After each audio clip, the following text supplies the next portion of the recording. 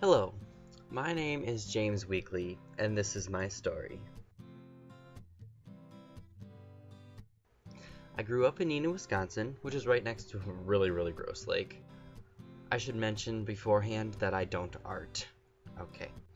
My family consists of my mother Nicole, I forgot to draw her arms, my stepfather Bill, who has no hair, my brother Ryan, who has no hair by choice, my sister Michelle, and then of course me. When I was really young, like my parents got a divorce and it was messy and bad and they didn't really love each other. So I mean, I guess that's good. And then my dad decided a few years later that he was going to move all the way up north into a cabin that him and his wife built together by the lake.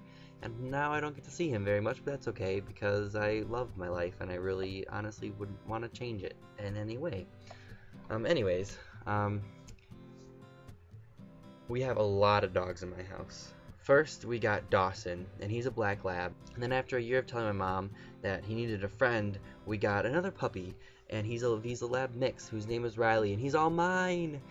And the first time we met, he jumped into my arms, and we've been best friends ever since. Dawson is 12, and Riley is 11. Then a few years ago, we got a Christmas puppy, and it was a golden retriever named Coda, and he loves my mom the most, and it ticks me off a lot, actually, but he's almost 4. And if that's not crazy enough, a year ago, almost to the date, we got a German Shepherd because we've always wanted a German Shepherd, and the Humane Society had a 3-month-old German Shepherd, and yes, her ear really does flop that way. Her name is Isabel.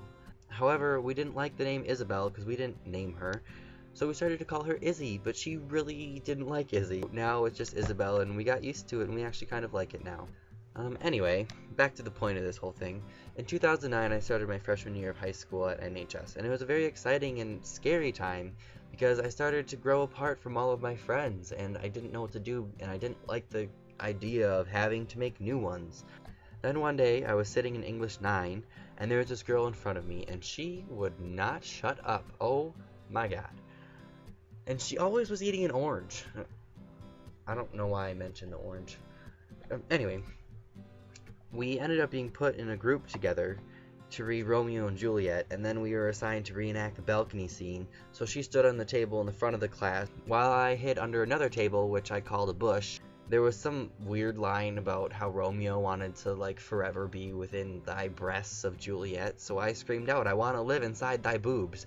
And the entire class started laughing, and we became really good friends after that. And you may know this girl as Emily. So you probably only know this girl as Emily. And we had a lot of different classes together throughout high school. We had creative drama together, we had advanced theater studies together twice, junior and senior year, and then we had a couple other English classes together, and we ended up doing theater together. And most of all of those classes in theater involved Mrs. Dix, who was a really awesome teacher, and I took a lot of her classes. She helped me get out of my shell and put myself out there and eventually get on stage, which brings me to theater. I love Pickard, and it's like a second home for me. The two guys backstage are Hoffman and Stoll. You probably know Hoffman as Man-Child, and they're awesome and super cool, and Stoll has a really awesome stash.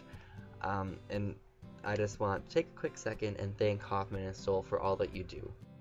Which brings me to the shows that I was in. The first full-length show I did was I Never Saw Another Butterfly and the Terezin Promise, and it was a show about Jews in the Holocaust.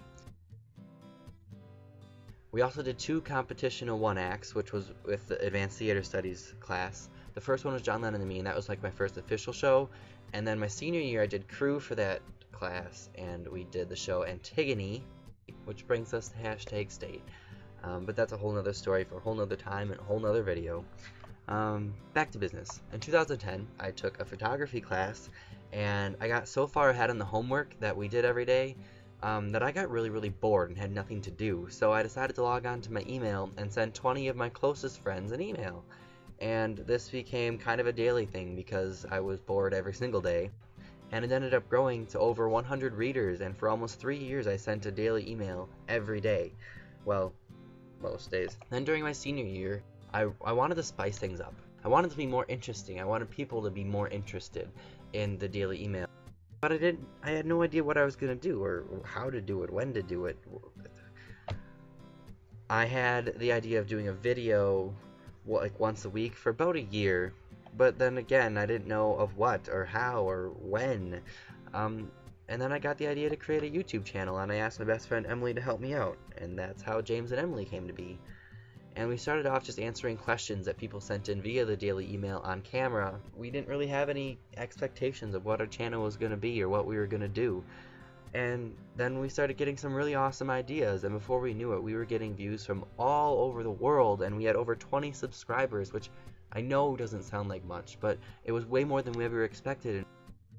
Our most popular video, which was I Do My Best Friend's Makeup Part 2, got over 700 views, and we were so excited, like, whoa! And summer came, and we were both really, really busy, and not only did we not get to hang out and see each other, but we had to stop making videos, and it made us both really, really sad. And then fall hit before we even knew it, and she went off to Minnesota, and I went to school in La Crosse. And don't get me wrong, because I love it here, and I'm doing all kinds of new things and meeting all kinds of wonderful, amazing people. But I miss YouTube. I miss making videos. But I had no partner. I had no name.